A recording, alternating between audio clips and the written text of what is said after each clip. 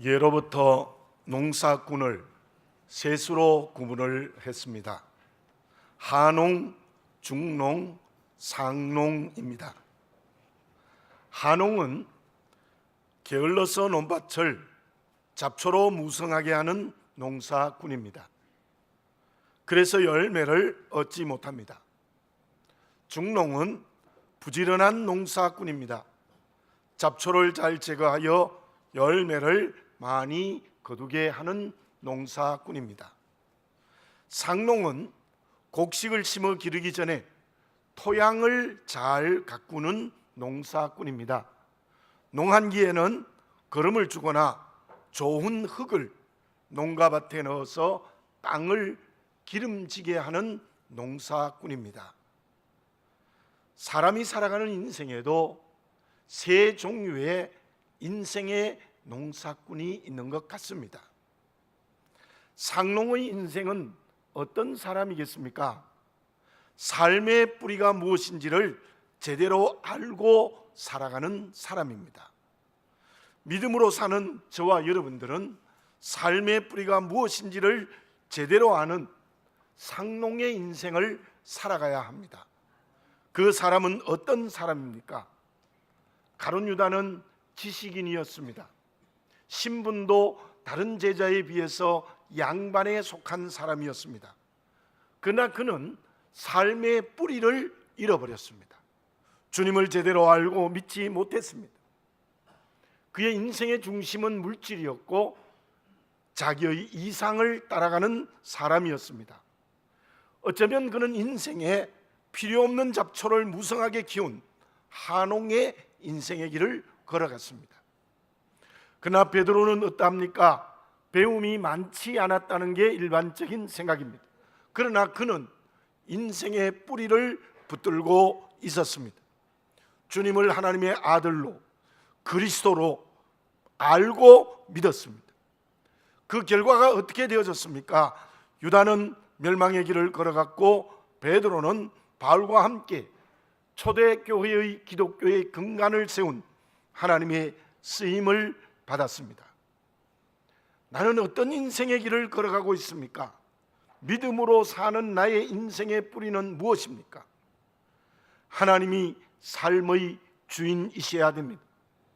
주님을 그리스도로 하나님의 아들로 알고 믿는 뿌리와 근본이 분명해야 한다는 것입니다.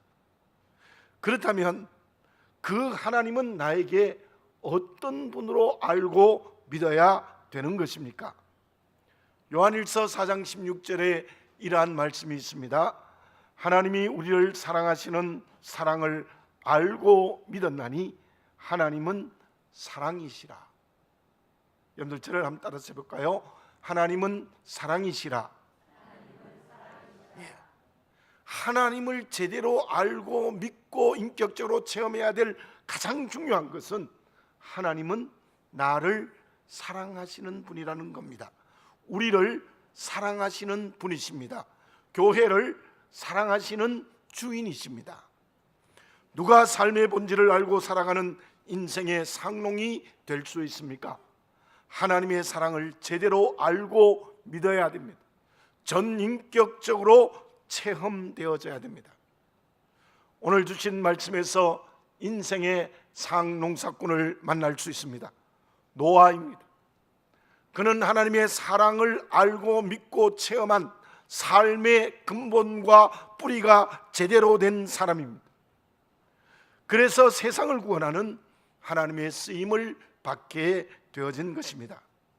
나는 어떤 사람입니까? 게을러서 인생을 잘못 살고 있지 않습니까? 부지런해서 인생을 성공했다고 자랑하고 있습니까? 그건 모두 부족합니다. 오늘의 노아가 되어지시기 바랍니다. 나의 삶의 주인 되시는 하나님을 제대로 만나시기 바라겠습니다. 그것은 하나님의 사랑을 바르게 알고 믿는 것입니다. 온전하게 받아들이는 것입니다. 전인격적으로 체험하는 것입니다. 그러면 사랑의 하나님이 내 인생의 주인이 되시기 위하여 가장 먼저 해야 될 것이 무엇이겠습니까? 파브르라는 곤충학자가 있습니다. 그는 여러 곤충 중에 쐐기벌레를 제일 좋아했는데요, 쐐기벌레가 가지고 있는 특징이 있습니다. 앞에 가는 리더가 실 같은 자국을 남기면 모든 쐐기벌레는 그 뒤를 따라갑니다. 파브르가 이러한 실험을 해보았습니다. 쐐기벌레를 원형으로 놓고 그 중간에 먹이를 놓아두었습니다. 결과는 이러했습니다. 6일 동안 먹이도 먹지 않고 계속 리더만 따라서 뱅글뱅글 돌아갑니다. 그러다가 대부분의 벌레는 죽었습니다. 그런데 그 중에 2마리만 그 원형을 이탈해서 먹이를 먹고 살았습니다. 사람도 잘못되게 익숙해진 것을 따라가다가 인생을 망치는 경우가 있습니다. 버릴 것을 버리지 못해서 삶이 불행해지기도 합니다. 니코스 카잔차키스는 이런 말을 했습니다. 인생의 위기는 낯선 것이 아니라 익숙한 것으로부터 주어지는 것이다. 본문에서 그러한 두 종류의 사람들을 만날 수 있습니다. 그 중에 그 시대의 대부분의 사람들은 어떤 사람들이었습니까? 6장 3절에 이러한 말씀이 있습니다. 여호와께서 이르시되 나의 영이 영원히 사람과 함께 있지 아니하리니 이는 그들이 육신이 됨이라. 육신에 속한다는 것은 이런 뜻입니다. 죄의 노예가 되어졌습니다. 그래서 전 인격이 타락했습니다. 바울은 고린도전서 2장 12절에서 이렇게 말씀하고 있습니다. 육에 속한 사람은 성령의 일들을 받지 아니하나니 이는 그것들이 그에게는 어리석게 보임이요 또 그는 그것들을 알 수도 없나니 그러한 일은 영적으로 분별되기 때문이라. 그렇게 육신에 속한 사람들은 그때의 죄의 노예로 타락한 모습이 어떠했습니까? 6장 2절과 4절과 5절에 이렇게 설명하고 있습니다. 마음대로 짝을 찾습니다. 셋 계통의 하나님의 자녀들이 가인의 세속적인 딸과도 짝이 되어졌습니다. 무슨 뜻입니까? 그들은 하나님의 뜻은 간 곳이 없고 다만 육체적 쾌락으로 살았습니다. 그리고 네피림이라는 사람들이 있었는데 그 네피림이라는 뜻은 사단의 후손들이라는 뜻이에요.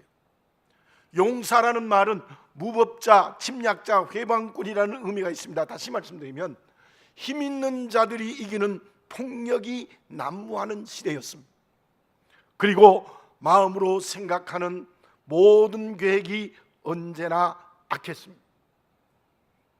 그 시대의 사람들은 어떠했습니까? 하나님이 없습니다. 오직 이기적인 생각과 삶의 길을 걸어가고 있습니다. 그래서 육체의 쾌락의 길을 따라갑니다. 폭력이 난무하는 힘, 즉 힘이 있는 자가 이깁니다. 생각으로 계획하는 것이 언제나 악했습니다. 그러한 죄의 노예가 어떤 모습으로 나타났습니까? 쐐기벌레와 같아요. 그러한 죄에 익숙해져 있었습니다. 모든 사람이 그 죄를 따라가고 중독되어 있었다는 말입니다. 그들에 대한 하나님의 마음이 어떠했습니까? 6장 7절에서는 그들을 지면에서 쓸어버리겠다고 작정하셨습니다.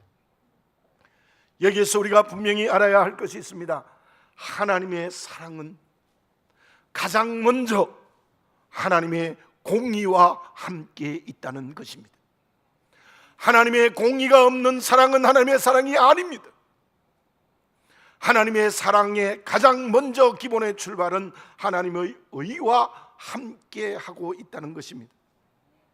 실제로 그들은 하나님의 공의 앞에 모두 하나님의 심판을 받아 멸망했습니다. 오늘 본문의 말씀 7장 19절에서 23절 상반절까지 제가 한번 읽어보겠습니다. 물이 땅에 더욱 넘침에 천하의 높은 산이 다 잠겼더니 물이 불어서 15규빗이라 오르니 산들이 잠긴지라. 땅 위에 움직이는 생물이 다 죽었으니 곧 새와 가축과 들짐승과 땅에 기는 모든 것과 모든 사람이라. 육지에 있어 그 코에 생명의 기운에 숨이 있는 것은 다 죽었더라. 지면의 모든 생물을 쓸어버리시니 곧 사람과 가축과 기는 것과 공중의 새까지라. 이들은 땅에서 쓸어버림을 당하였으되. 본문의 말씀을 그냥 알고 듣고 옛 얘기로 지나가면 되겠습니까? 나에게 말씀하시는 하나님의 음성을 듣고 오늘 이 시간 이 말씀으로 말미암아 나의 실존적인 자각이 되는 하나님의 음성으로 들려지시기를 바라겠습니다.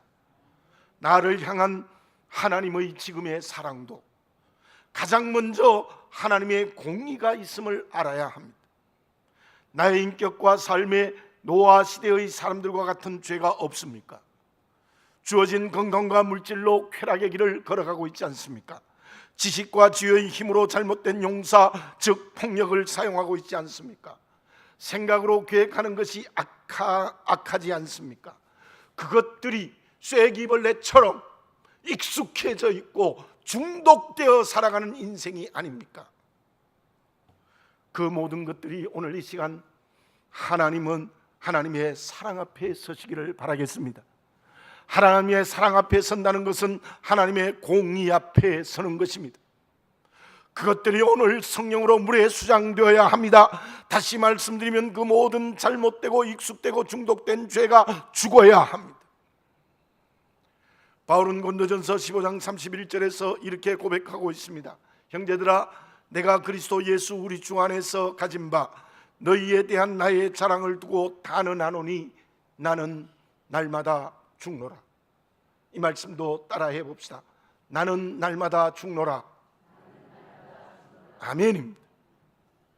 누가 하나님의 사랑을 알고 믿고 체험한 사람입니까? 그것은 먼저 죽는 것입니다. 죽어야 합니다. 그래야 진정 하나님 아버지의 사랑을 제대로 체험한 그리스도인이 될 수 있다는 것입니다. 그러므로 그것은 무엇을 통해서 우리에게 이루어집니까? 노아 시대의 사람들의 특징이 무엇이냐 하면은 죄에 중독되고 죄에 익숙해져서 회개하지 않아요. 노아의 방주 만드는 기간이 여러 설이 있습니다마는 120년이라고 생각합니다. 왜 그렇게 긴 시간이 주어졌습니까? 물론 배를 정교하게 만드는 시간이 필요했겠지만 그때의 사람들에게 회개의 기회를 준 겁니다. 그리고 노아가 그들에게 하나님의 말씀을 증거하지 않았겠습니까? 우리 함께 배를 만들자.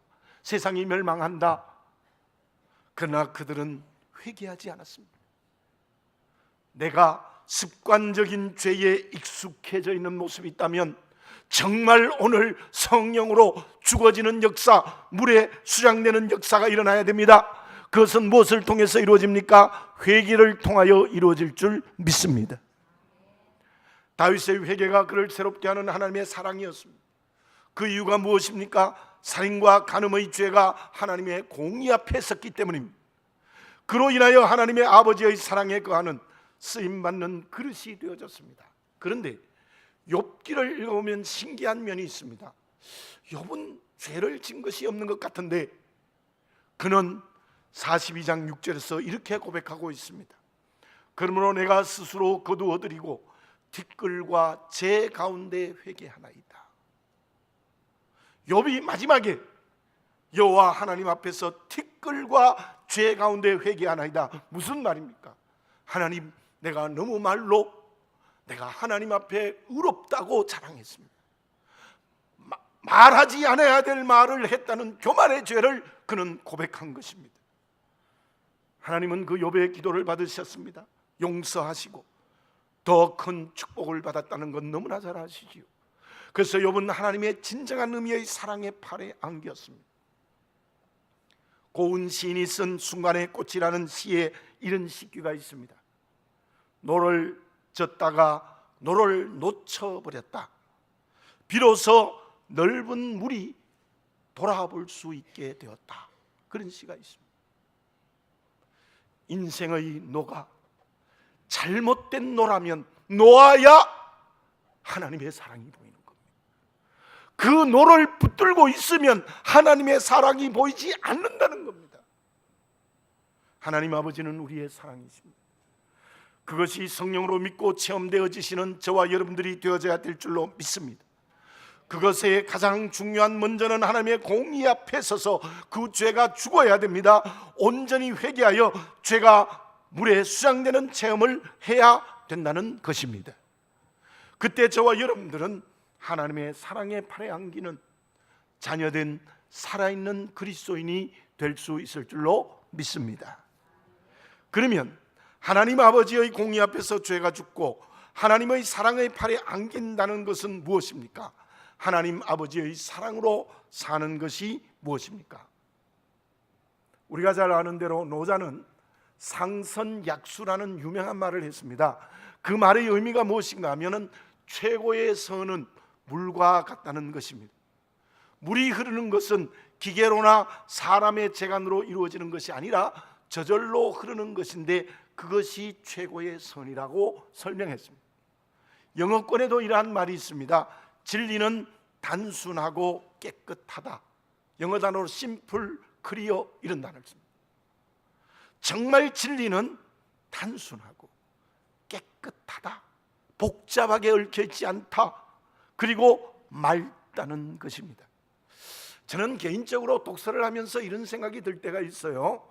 생각을 깊이 하는 철학자나 도덕을 말하는 사람들은 물론 하나님을 믿는 것은 아니지만 하나님이 자연적으로 창조한 은혜의 일부를 아는 것 같은 느낌이 들어요. 전 개인적인 생각입니다.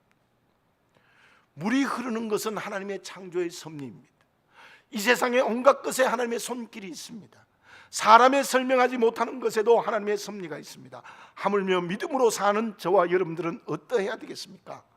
하나님의 사랑으로 살아야 합니다. 하나님의 사랑으로 산다는 게 무엇입니까? 6장 8절에 보면 이러한 말씀이 있습니다. 그러나 노아는 여호와께 은혜를 입었더라. 그 시대의 모든 사람들은 제멋대로 살아가요. 죄에 익숙해져 있고 죄에 중독되어져 있어요. 그러나 노아만은 하나님께 은혜를 입었더라. 그래서 방주의 크기를 알려주시며 지으라고 명령하셨을 때 노아는 어떤 대답을 했습니까? 6장 22절에 이렇게 말씀하고 있습니다. 노아가 그와 같이 하여 하나님이 자기에게 명하신 대로 다 준행하였더라. 또 오늘 본문의 말씀에 보면은 노아가 온갖 짐승들을 또 가축들을 다 배 안에 넣는 방법도 16절에 이런 말씀이 있습니다. 들어간 것들은 모든 것의 암수라 하나님이 그에게 명하신 대로 들어가매. 하나님이 명하신 대로 방주에 모든 가축과 사람들이 들어가게 했다는 것입니다. 노아를 사랑하시는 하나님께서는 은혜를 베푸셨는데 그 은혜는 방주를 만들어서 방주 안에 사람들과 그리고 생명들을 넣는 것입니다. 그런데 그 하나님의 은혜는 다르게 말하면 무엇이겠습니까? 제가 7장 13절에서 16절까지 다시 한번 읽어보겠습니다. 곧 그날에 노아와 그의 아들 셈, 함, 야벳과 노아와 아내와 세 며느리가 다 방주에 들어갔고 그들과 모든 들짐승이 그 종류대로 모든 가축이 그 종류대로 땅에 기는 모든 것이 그 종류대로 모든 새가 그 종류대로 무릇 생명의 기운이 있는 육체가 둘씩 노아에게 나와 방주에 들어갔으니 들어간 것들은 모든 것의 암수라 하나님이 그에게 명하신 대로 들어가매 여호와께서 그를 들여보내고 문을 닫으시니라. 여러분들 이 내용이 무엇일까요? 자, 앞에서 읽었던 17절에서 23절 상반절에 보면은 모든 사람들과 세상의 생명들은 죽어버렸습니다. 숨이 있는 건 다 죽었습니다. 근데 23절 하반절에 보면 이런 말씀이 있습니다. 오직 노아와 그와 함께 방주에 있던 자들은 남았더라. 방주 밖에 있는 사람은 전부 다 죽어 없어버렸고 방주 안에 있는 생명들만 살아났습니다. 무슨 뜻일까요?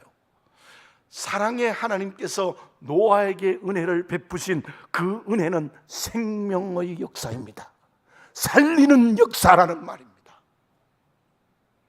하나님 아버지의 공의 앞에 죄를 온전히 회개합시다. 그러므로 죄가 용서되어 죄로부터 자유해야 합니다. 그때 사랑의 하나님 아버지께서 은혜를 베풀어 주시는데 그 은혜는 나를 통하여 생명의 역사를 일으키는 것이라는 말입니다. 내가 생명을 얻었을 뿐만 아니라 다른 존재를 살리는 생명의 역사를 일으키는 축복의 통로가 그야말로 되게 하신다는 하나님의 음성입니다. 은혜 베푸시는 나, 우리 그리고 방주인 교회를 통하여 생명의 역사를 일으키는 것입니다. 여기서 우리가 한 가지 분명하게 알아야 될 것이 있습니다. 하나님의 은혜로 내게 생명을 주시고 생명의 역사를 일으키는 하나님 앞에서 우리는 어떻게 해야 되겠습니까? 20절을 봉독합니다. 노아가 여호와께 제단을 쌓고 모든 정결한 짐승과 모든 정결한 새 중에서 죄물을 취하여 번제로 제단에 드렸더니, 노아는 육지에 내려와서 제일 먼저 한 것이 무엇이었습니까? 정결한 짐승과 새로 하나님께 번제를 드렸다는 겁니다. 자, 여기 보십시오. 정결한 짐승과 새로 드렸고 번제로 드렸습니다. 물론 그 제사는 하나님의 은혜 앞에 살아났다는 감사의 제사인데, 정결한 새와 번제로 드렸다는 것은 내 전부를 드렸다는 거예요. 내 삶의 나의 일부분을 드린 것이 아니라 내 전부를 드렸다는 겁니다. 저와 여러분, 하나님의 은혜로 생명의 역사를 일으키는 사람은 누구입니까? 정결한 짐승과 새로 하나님께 번제를 드리는 사람입니다. 일부를 드리는 것이 아니라 나의 삶 전부가 드려져야 되는 것입니다. 여러분, 인생 한 번밖에 없습니다. 두 번 살 수 없습니다. 우리가 그 길을 걸어가는 그리스도인이 되어져야 될 줄로 믿습니다. 그러한 노아가 되어져야 될 줄로 믿습니다. 제가 요즘 개인적으로 느끼는 게 있어요. 11개월 된 손자가 있는데, 걔는요 저녁에 잠을 자면 아침에 일어나면 12시간 자요. 근데 저는요 많이 자야 5시간, 어떨 땐 3시간 자고 깨면 못 자요. 제가 거기서 느껴지는 게, 저놈은 아직 생명이 많이 남았구나, 인생이 많이 남았구나. 근데 저는 많이 이제는 늙었다라는 생각이 들어요. 틀림없어요. 제가 거기서 참 느끼는 게 많아요.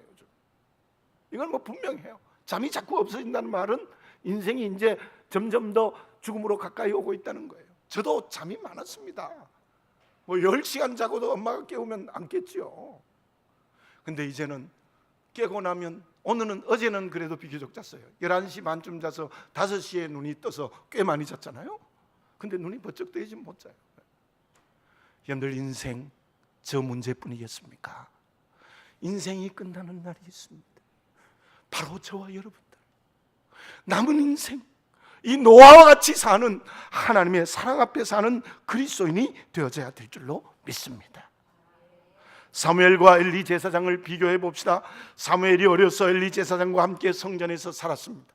그때 사무엘에게 엘리는 큰 산과 같은 스승이었습니다. 그러나 두 사람의 삶은 완전히 갈라졌습니다. 한 사람은 아들들의 전사 소식을 듣고 의자에서 넘어져 목이 부러져 죽었습니다. 그러나 사무엘은 이스라엘을 생명으로 인도하는 지도자가 되어줬습니다. 그 이유는 무엇이었을까요? 엘리는 제사장이었지만은 자기 공로로 살았음에 틀림이 없어요. 은혜로 살지 못했습니다. 그래서 생명의 역사를 일으키는 축복의 통로가 되지 못했습니다. 도리어 두 아들은 수종드는 여인을 겁탈하고 재물을 가로채는 일을 했습니다. 그러나 사무엘은 언제나 하나님의 은혜 앞에서 살았습니다. 그래서 이스라엘을 영으로 살리는 생명의 역사를 일으키는 하나님의 그릇이 되어진 것입니다. 진정 저와 여러분들, 우리의 육체에 남은 때에, 또 오늘이라는 인생의 자리에 상롱의 인생이 되기 위해서 하나님 아버지의 사랑으로 살아갑시다. 그 사람은 하나님의 은혜 앞에 감사하고, 그리고 하나님께 자기의 전부를 드리는 사람입니다. 그 믿음의 그릇을 통하여 하나님께서는 오늘도 생명의 역사를 일으킬 줄 믿습니다. 우리의 이웃, 이 나라, 그리고 베트남과 열방에 생명을 전하는 축복의 통로가 되게 해 주실 줄로 믿습니다. 결과는 어떠했습니까? 8장 21절을 봉독해 드립니다.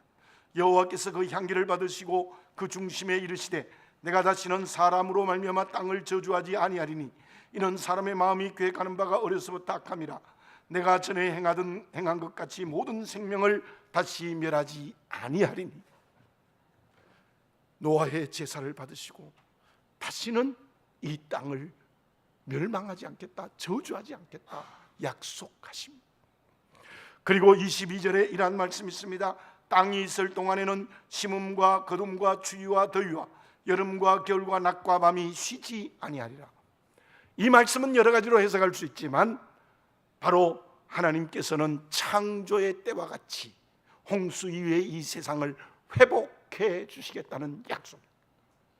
보세요, 이러한 노아를 통하여 살리는 역사가 일어나는데 그 살리는 역사가 다시는 땅을 저주하지 않겠다고 하시고 이 세상을 창조 때와 같이 회복해 주시는 은혜의 응답을 하신 겁니다. 그래요, 저와 여러분들 우리 교회가 오늘의 노아가 되어 하나님의 은혜인 생명의 역사를 일으키는 그리스도인이 되면 하나님이 이 땅을 저주하지 않고 살려주신다고 약속하십니다. 창조의 회복의 역사를 허락해 주신다고 약속하십니다. 그러한 축복의 통로가 되는 우리 모두가 되어져야 될 줄로 믿습니다. 하나님의 사랑으로 살아가는 내가 되어지시기 바랍니다. 가정과 삶의 자리가 하나님의 사랑의 자리가 되어지시기 바랍니다. 우리 교회의 공동체가 하나님의 사랑으로 하나님의 축복의 통로가 되어져야 될 줄로 믿습니다. 기도드리겠습니다. 사랑하는 아버지 하나님, 다시 한번 나를 보게 해 주시옵소서. 아직까지도 죄에 중독되어 그 중독된 죄에 벗어나지 못하고 있는 것들이 있습니까? 노아 시대의 사람들과 같지 않습니까? 하나님, 오늘 성령으로 회개하여 그 죄가 죽어지는 역사가 일어나게 하여 주시옵소서. 그 죄가 물에 수장되는 역사가 일어나게 하여 주시옵소서. 그리하여 이제는 우리 아버지 하나님께 내 전부를 드리는, 번제를 드리는, 정결한 짐승과 새로 번제를 드리는 그리스도인이 되어 말씀에 순종함으로 나를 통하여 생명을 주실 뿐만 아니라 생명의 역사를 일으키는 사랑의 하나님의 그릇이 되게 하여 주시옵소서. 그때 하나님은 땅을 회복시키고 땅과 사람을 구원하는 역사를 나를 통하여, 우리를 통하여, 우리 교회를 통하여 이루어 주실 줄 믿습니다. 사랑하는 아버지 하나님, 나를, 우리를, 그리고 교회를 사랑하시는 우리 주님을 성령으로 인격적으로 만나는 저희들이 되게 해 주시옵소서. 예수님의 이름으로 기도드립니다. 아멘.